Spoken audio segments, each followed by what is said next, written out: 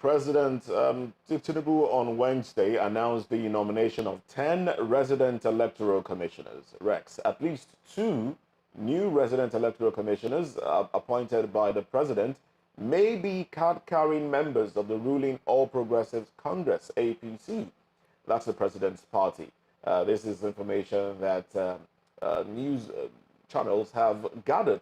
Now, 2 other nominees are also found to be long-term allies of prominent politicians serving in the Tinubu administration. Now, the nominees are Itekamba Umaren from Akwa Ibom. We also have Isa Ehimegna from Edo State. We have Oluwatoyin Babalola from Ekiti. Abubakar Mahaji from Gombe. Shehu Wahab from Kwara. Bunmi Omoshaindemi from Lagos. We also have Aminu Idris from Nasarawa. Others are Mohammed Yelwa from Niger State, Anubum Onoha from Rivers State, and Ismaila Moyi from Zamfara. Now, some of these people have been said to be loyalists to the president or those associated with the president. Now, in announcing the nomination, presidential spokesman Ajuri Galali noted that the president exercised the powers granted him by Section 154, subsection 1 of the Nigerian Constitution and Section 6 of the Electoral Act 2022. And still with us in the studio, we have Akin Fatunke, and virtually we're speaking with John Akirile. Now, let me start with you now, Akin. What does the Constitution? Well, we know the Constitution doesn't. The Constitution allows for the president to appoint, RECs, which are top officials of INEC, and we know how elections are in our country. But as it stands now, the Constitution also states that top officials of INEC should not be card-carrying members of any party. But we see here, findings have revealed that some of these individuals are partisan. There comes a time in the life of humans and nations that we have to face the truth, the whole truth, and the honest. What's the truth in this regard? I think I will mind my language. I think this is absolute rubbish. Yes, it is absolute rubbish. Somebody is playing pranks somewhere. And if President Bola Tinubu is conscious, as I expect him to be conscious, something is not working. Section 154(1) and subsection 6 was clear, like you are trying to put out across here. It prohibits. Are you saying, President Bola Tinubu, you are not aware that the names that you've been given, or is it you yourself that put in those names? Amounts to rubbish. We're just talking about investment coming to Nigeria, about governance, about the German Chancellor visiting here. Is this what they are going to continue to see? It makes no sense. But Moses, if you are being fed by people who are deliberately setting you up for failure, the buck stops on your table. Mr. President, it's not the first time, it's not the second time that I've seen you have to reverse. Well, this is one that you just have to, what? Reverse. Okay. 4. Proving. Itekamba Umaren, a henchman to the Senate President, Godswill Akpabio, raised the flag when he did in the camp and was shouting APC, APC.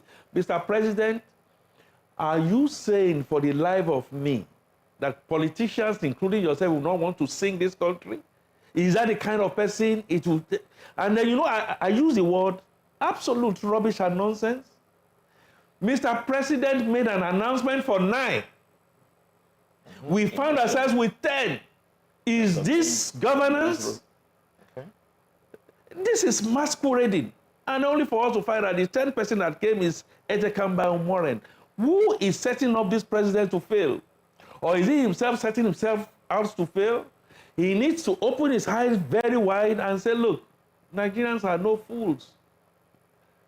More so, Moses, when the initial 9 were announced, by the time the 10 eventually came, almost 5 names were replaced. What is that? It's not making sense to me. And it's going to make me like a laughing stock when I begin to talk with my peers in other parts of Africa, and we talk of abroad. Mr. President, this is not your best moment as far as this wreck is concerned. The relevant sections prohibits you. You are going against the Constitution, and you should not be. If I make this noise here, it's because I want you to succeed. Reverse this immediately. And if you don't reverse it, I expect the National Assembly to now wake up to their responsibilities. These are the things that make people get, into a state of ennui, a state of despair. And suddenly you now tell me the Labour is now saying that they are going to go on strike. These are some of the things that we begin to see in the public space. No foreign investment will want to come and take you seriously when low hangers like this are just being torpedoed. This is incompetence of the highest order. This is immorality of the highest order, and it should not be made to stand. Thank you. All right, then. Thank you very much. Going a little bit deeper for the benefit of viewers now, we'll need to, expatiate a little more. All right. Now, to do that, let's look at these nominees. Now, initially, like Akin did say, the presidential spokesman said we had 9 were announced, and they were Isa Ehimekne, Bamidele Agbede from Ekiti, Jani Bello from Gombe, Taye Ileyasu from Kwara, Bumi Omoshahidemi from Lagos, Yahaya Bello from Nasarawa, Mohammed Yelwa from Niger, Anugbum Onoha from Rivers, and Abubakar Dambo from Zamfara. But then, when the president decided to put out the list, 5 were replaced, 1 added. Now, the 5 nominees that made the initial list that were dropped, we have Mr. Agbede from Ekiti, Mr. Bello from Gombe, Ileyasu from Kwara, Yahya Bello from Nasarawa, and Dambo from Zamfara. They were dropped. And we had Umoren from Akwa Ibom was added. Now, let's for the sake of, okay, I don't think we have enough time to do this. I would have loved to, go a little deeper into some of these personalities. Akin did also point to the fact that Mr. Umoren is an associate of the sitting Senate president. He actually held the APC flag at a rally in Akwa Ibom. He held the APC flag. Now, the other person here, we also have Isa. Isa is he made some tweets about the president where he talked about the president being the all and all. I don't know if we can get those tweets up. If we can, that would be good. Now, those tweets have been deleted, but findings they were cropped from his social media page. He described the president as all and all. I mean, he went. It was more like a poem talking about the person of the president, where he said, "Whoever fights with him sharpens him. He's going to be there till 2032." Now this person has been made wreck for the next 5 years from now, which cuts into the next election. John, please help me understand this. Moses, there's nothing we can understand from this. It has always been like that. And for me, it's so sad. Moses, when I come to this your program and I talk about why we should create strong institutions, most people will come and say, oh, John is looking for an appointment. And I've said it times without number. I am not looking for any appointment. As a matter of fact, I don't want any appointment. All I want is a working country where you can work for everyone, irrespective of your social status and strata. Now, Moses, when you have come into government, knowing fully well that your administration came on a very turbulent wind and a very, rugged journey to presidency. What he should have done, like late Musa Yar'Adua of blessed memory, would have been to do a kind of restructuring in terms of selections and appointment of REC members. That would be the first sign of seriousness that you're ready to restructure this country. Don't forget that this administration was talking about restructuring the government. Are we seeing restructuring in a true essence? The answer is capital no. Now, how can you say that you bring up REC members and you bring members of your political party to be REC members? Moses, how would the election turn out? It means it's an automatic and a blank ticket for your candidates because they're going to win because you, as the REC, member who is going to be the one declaring the final result, is what you declare that will be accepted in Abuja. And if any other party is not satisfied, they tell you go to court. And when you go to court, whatever the court decides is also what you go by. And so we must be seen as a right-thinking government who is based on capacity, competence, and credibility. And the first way we can be credible is to go back to that report, the OH report, Moses. This is the report that this government has promised that when they come into power, they are going to look at that report. What does that report say? The report says that the power to bring up a REC member does not lie with the presidency, should not lie with the presidency. Rather, it should be with the National Assembly where they can, debate the eligibility of these candidates. And so just like the same way the screen ministers, you can go to the National Assembly and say, you cannot be appointed because you are a member of PDP. You cannot be appointed because you are a member of ABGA, of Labour, of any other political party. And that is where these people can be screened thoroughly. I'm saying to this administration, can we go back to the OS reports that has suggested to us how to go about appointing INEC officials, as to how we should conduct our local primaries, as what we should do when it comes to our electioneering. Moses, if this administration is doing this, it's just like going back to what they've done before, the Muslim ticket, and say that nothing will happen. My dear, something will happen. And what will happen is that other political parties will be seen and they will come up with all sorts of propaganda against this administration that you want to make Nigeria a one-party system. And there's no way you can wash yourself clean from such allegations because empirical facts and evidences are on ground. And one of these empirical facts and evidences is that you are appointing people who are your political associates as REC members of INEC. So how do you explain to Nigerians that you are coming with neutrality when it comes to electioneering? It means from before the election starts, you have completed the election by the appointment of your REC members. And that is an epitome of stupidity, an epitome of directionless, something that should not even be said anywhere in the world. And I think this administration should know that the world is watching. I mean, that's why I say to you, whatever we do locally, Moses, is out there in the public space. And the Ministry of Foreign Affairs of other countries can get it with just a tap on their computers, and they get all of these facts. So when you go to meetings, either G20 or G7, and you write a sweet, sugar-coated speeches for them, they know the facts. They have the indices. They have the numbers, and they know what to do. And so we should not be seen disgracing ourselves at this present time. So this administration should know that what they have done is null, is void, it's unacceptable. It is the height of it all, and they should call themselves to the other. If the president is really serious about renewed hope. All right, thank you very much, John. Before my colleague Uma goes ahead to ask her question, let me just put this out there.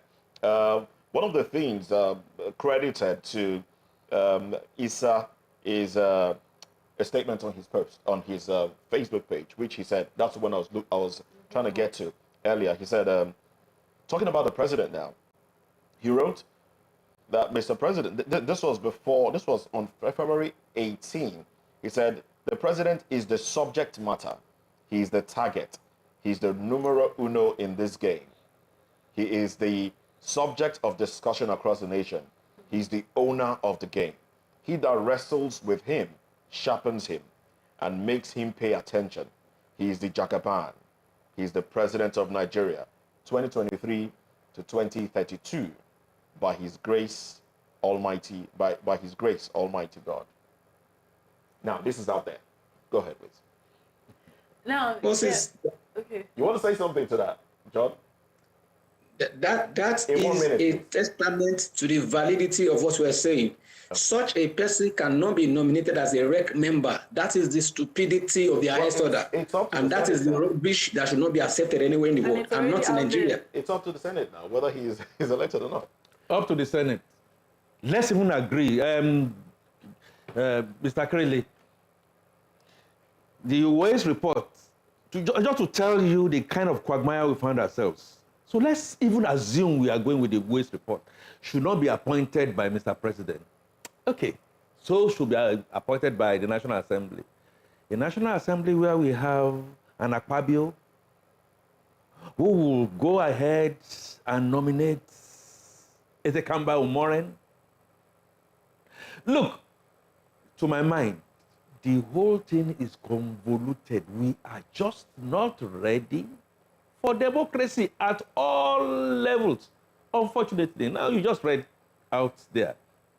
For me, if my understanding of English is anything to go by, I think that guy is mocking the president. I think he's mocking the president, and the president must know that that's a mock. When you get into power and power begins to becloud you and becomes, make you to be corrupted absolutely, like Lord Acton said, your days are numbered. Abacha believed that he was next to God, but Abacha never knew he was going to sleep and not wake anymore. So this is what, when these jesters and court jesters begin to now put stuff like this out, who says anybody is going to live up till tomorrow? We are saying, roll up your sleeves, let's do good governance, get a legacy. We have people who have done it in times past in this country. Aminu Kanu is an example. Of course, we know Awolowo is another example. We know Okpara is also an example. We know Ajasin is an example. We know them. Why don't you look for such legacies? Why do you want people to now then continue to deceive you and allow yourself to be deceived in there? We are not practicing democracy. We are all crazy, and everybody is jostling for how to get in there. What can I take, and what have you? And that's the reason why whoever must be a leader, okay, must be what you call an intellectually sound, savvy, emotionally intelligent kind of human being. It goes without saying. I read it, and Moses, I think, for emphasis, you reading it out, we should all go for. Maybe this is what is going to, hopefully, is going to split the Senate, I hope, so that they will not be seen as a rubber stamp. And Mr. Akpabio dare not. Now I'm putting this across. I'm not threatening. I'm advising, telling him the truth. He dare not put the gavel and will not allow other senators to have a fair hearing. If he tries it, he knows what is likely to happen to him. And for the sake of Nigeria, he dare not try it. This is not good stamp for Nigeria. This is not good image for Nigeria. It doesn't speak well about us in Nigeria. We cannot be looking for foreign investment knocking at our door, and at the same time, we are using our legs to kick it away. Thank you very much. All right, well, you did say he knows what is likely going to happen to him. I was going to ask, what is likely going to happen? This supernatural soliciting cannot be good, cannot be ill. Shakespeare said that in Macbeth 1, Act 3. You don't have to be so lettered for you to begin to see the handwriting on the wall. There's a lot of rumblings in the National Assembly. There are a lot of rumblings in the presidency as regards the names being changed here and there. There can't be smoke without fire. A wise man or a woman would say, not at all times will you bring out your gun to say you are going to fire. You may bring out your gun, the rain may begin to fall, then what happens to you? You and your gun are gunners. A word is enough for the wise.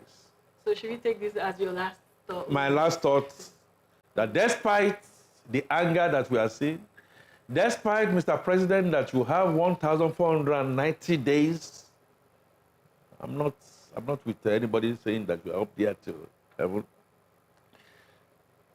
You've started relatively well, and for somebody who came through this crucible should know that you don't have a wide majority.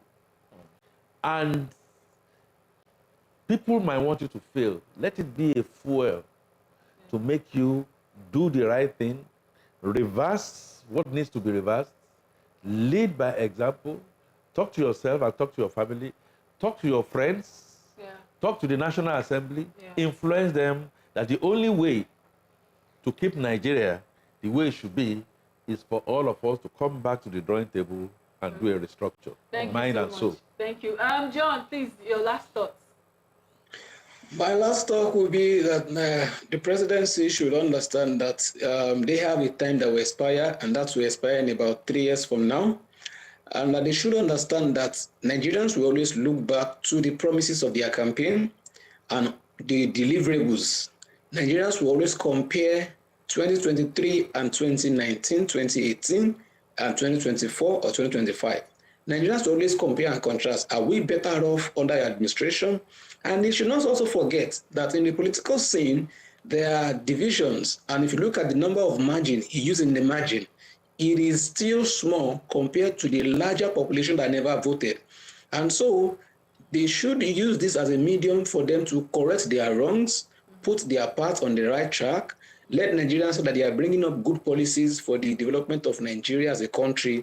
And then maybe some of those people might have a change of mind, and then they can vote them again into power come 2027. But then Nigeria is for all of us. We're all Nigerians. We should all work together to make Nigeria a better place. And I'll say, God bless Nigeria.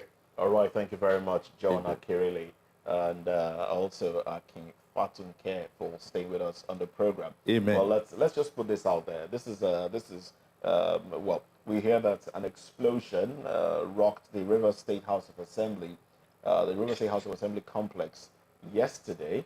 That's Sunday night.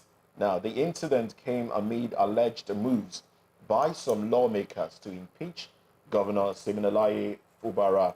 A report has it that some suspected arsonists threw an explosive into the complex around 9:25 p.m., causing a fire in the building. It was gathered that some properties inside the chamber were destroyed in that inferno, unfortunately so. There you have pictures of the aftermath of the fire that rocked the National Assembly complex in Rivers State.